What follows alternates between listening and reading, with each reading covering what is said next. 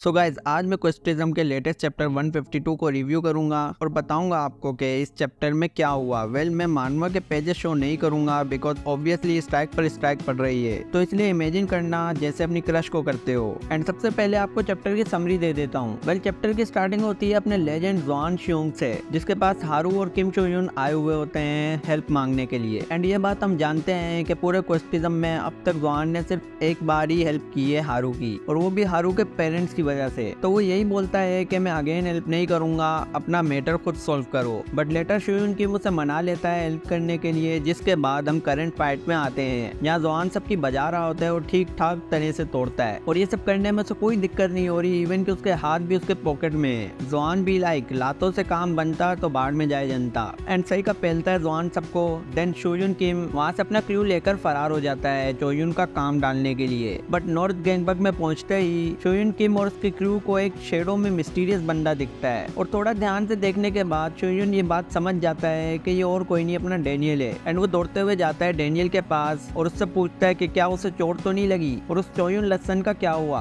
But Daniel के पास जाते ही उसे इस बात का एहसास हो जाता है कि ये चोयुन के कंट्रोल में है, बिकॉज डेनियल मिलाकर एक पंच लगाता है शोयुन किम के फेस पर, और उस एक पंच से ही अपना मेन कैरेक्टर जमीन पर। एंड देन शोयुन रियलाइजेस कि चोयुन ने डेनियल पर लेट्स मेक अ डील वाला कार्ड यूज किया है, और कार्ड की वजह से अब डेनियल के स्टेट्स और भी ज्यादा हाई हो चुके हैं। और फिर क्या, जैसे गो फाइट के दौरान सीरियस नहीं होता और हरकतें करता है, वैसे ही शोयुन थोड़ा सीरियस होकर बोलता है चोयुन को तो इंसान के लाने के लायक नहीं है और कितना गिरेगा। एंड ये शोयुन किम के वर्ड्स थे, ये लाइन सूट करती है इस छक्के पर। एंड नेक्स्ट पेज की बात करें तो एंड अब किम शोयुन का क्रू ये जानता है कि चोयुन तक पहुंचने से पहले डेनियल से फाइट करनी पड़ेगी, और सब डरे हुए थे इस time because they know the power of evil Daniel. End of course इसे आप क्वेस्टिज्म का गन बोल सकते हो, लेकिन थोड़ा सस्ते में। एंड इतने में एंट्री होती है वेस्ट गैंगबक के ओल्ड लीडर की, गु हाजुन। वो भी फुल चर्सी स्वेग में आता है और डेनियल के सामने खड़ा हो जाता है। And chapter finish. तो ये तो पूरे चैप्टर की समरी थी, और अब बात करते हैं कि आगे क्या होगा। तो देखो, होने को तो कुछ भी हो सकता है, वैसे भी लुकिज्म और क्वेस्टिज्म का राइटर दोनों सेम ही है। एंड हो सकता है पार्थ ताइजू ने गांजा फूक कर नेक्स्ट चैप्टर भी ड्रॉ कर दे और बाद में क्वेस्टिज्म के फैंस भी रुल रहे हो lol. But I think end of the day villain ने तो हारना ही है। एंड आई नो डेनियल को किसी न किसी तरह से ये शहजादे संभाल लेंगे। असली प्रॉब्लम की जड़ है चोयुन तगे, इसे डिफीट करना सबसे ज्यादा जरूरी है। एंड आई नो आप में से बहुत लोग बोलोगे